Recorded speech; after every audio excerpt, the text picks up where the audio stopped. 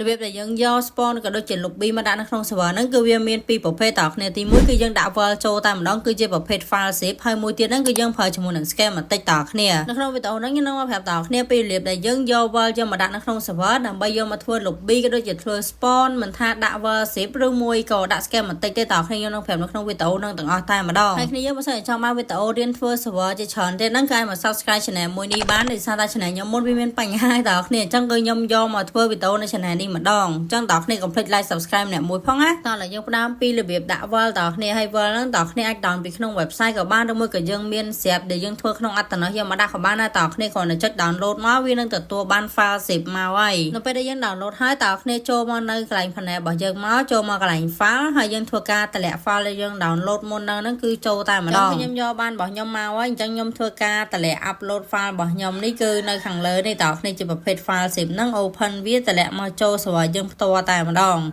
អូខេនៅពេលដែលយើង upload ហើយតើគ្នាអស់ចុះមកក្រោមមើល file ដែលយើង upload មិញហ្នឹងដើម្បី unzip វានេះយើងចុច line 3មកហើយយកអាពាក្យនេះមកគឺចាំវាបន្តិចវានឹង unzip ឲ្យយើងហើយបន្តមកទេអា file ហ្នឹងគឺយើងកំណត់ឈ្មោះអីវាចេញឈ្មោះហ្នឹងមកហើយតើគ្នារបស់យើងបើសិនជា download ពីគេមកតើគ្នាមើលអាណាឈ្មោះខុសគេហ្នឹងគឺអាហ្នឹងហើយយើងធ្វើការលុប word ចោលតើគ្នាមើលអាណាឈ្មោះ word ហ្នឹងគឺលុបវាចោលទៅបន្តមកទៀតគឺយើងមក rename អា file ដែលយើង unzip មិញហ្នឹងទៅជា word វិញតើគ្នាយល់អត់យើង upload មកហើយគឺយើងត្រូវ unzip វា unzip ហើយគឺយើងយកអា file unzip ហ្នឹង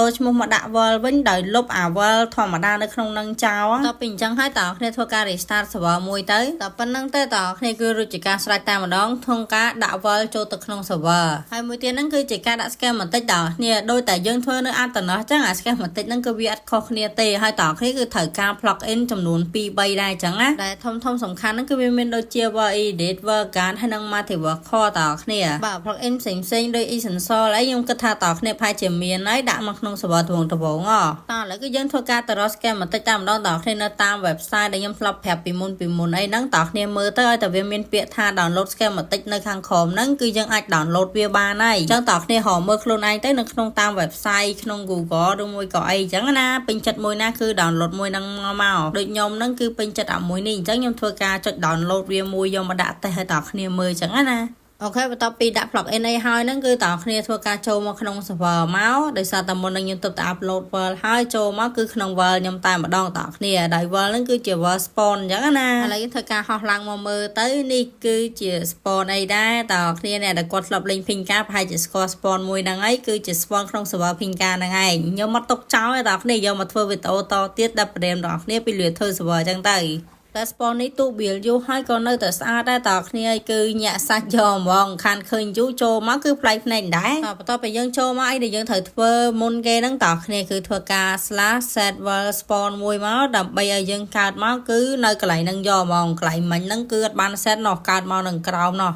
ហើយមួយទៀតហ្នឹងគឺ set spawn ដល់គ្នាធ្វើ spawn គឺវាមានតែប៉ុណ្្នឹង set world spawn set spawn អីនៅកន្លែងណាដែលយើងចង់ដាក់ចឹងទៅឥឡូវហ្នឹងគឺយើងធ្វើការទៅ pass schematic តែម្ដងតើគ្នាហើយយើងមិនថាធ្វើ spawn ធ្វើ lobby ទេតើគ្នាយើងត្រូវការ create world ផ្សេងមួយទៀតទៅយើងចូលមកដំបូងហ្នឹងគឺយើងមាន world មួយស្រាប់ហើយប៉ុន្តែគឺខ្ញុំអត់ recommend តើគ្នាដាក់នៅ world ធម្មតាហ្នឹងទេគឺយើងធ្វើការ create world មួយថ្មីទៀតទៅដើម្បីយើងដាក់ spawn ក៏ដូចជាដាក់ lobby អីតាមចិត្តយើងអញ្ចឹងណាតើយើងមកមើលតើគ្នាពីរបៀបបង្កើត world ហ្នឹងដោយសារតែមានគ្នាយើងមើលវីដេអូកាលមុនហ្នឹងគឺបង្កើតរត់បានដោយសារតែ plug in ពេលខ្លះវា update ចឹងណាតើគ្នាមកមើលអាថ្មីនេះបង្កើតបាន 100% យកហ្មងហើយយើងអត់ប្រើ MVC ទៀតទេតើគ្នាឆ្លាស់តែ MV ទៅទេដក clear ហើយ create មកយើងដាក់ឈ្មោះយើងចង់ដាក់អីគេ spawn នៅដាក់ spawn lobby ដាក់ lobby អញ្ចឹងតើឥឡូវខ្ញុំឧទាហរណ៍ថាដាក់ spawn មួយហើយតើគ្នាដក clear ទៀត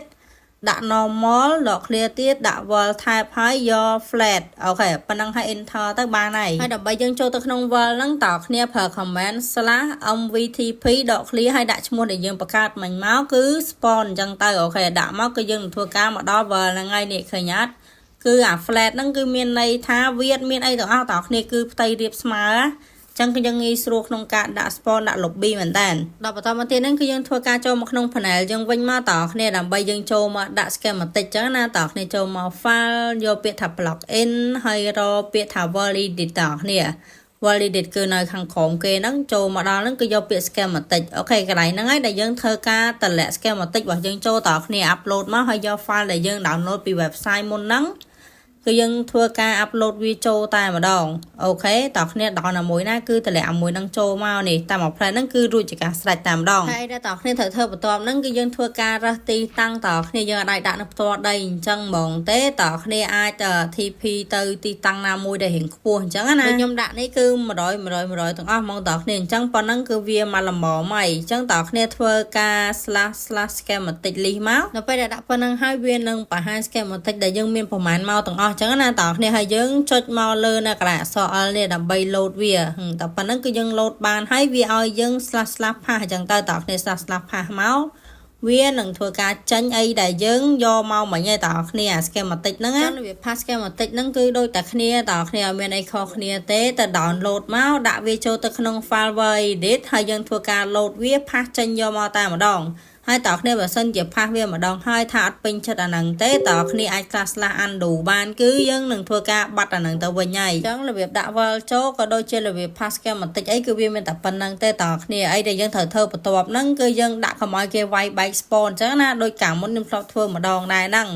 អូខេឥឡូវយើងធ្វើការ /spawn មកវិញដើម្បីយើងកំណត់ទីតាំងកុំឲ្យគេវាយបែក spawn អញ្ចឹងណាតើគ្នាកុំឲ្យដាក់ block ពេញហ្នឹងអីចឹងទៅហើយសារហ្នឹងតើគ្នាមិនបាច់ /1 ក៏បានដែរគឺខ្ញុំមានវិធីឲ្យតើគ្នាងាយស្រួលជាងមុនដោយគ្នាយើងធ្វើការហោះមកនៅកន្លែងមួយជ្រុងណាមួយនៃ spawn របស់យើងមកអូខេឥឡូវខ្ញុំធ្វើការហោះទៅខាងនោះមួយជ្រុងត្រង់កំណត់ទីតាំងឲ្យស្រួលបួហ្នឹងតើគ្នាសារតែវាសំខាន់ខ្លាំងមែនតើនៅក្នុង server អញ្ចឹងតើគ្នានេះខ្ញុំហៅមើលហោះឲ្យខ្ពស់ឲ្យផុត spawn យើងយកមកនៅសារតែវារៀងខ្ពស់ដែរទាំង logo ទាំងអីហ្នឹង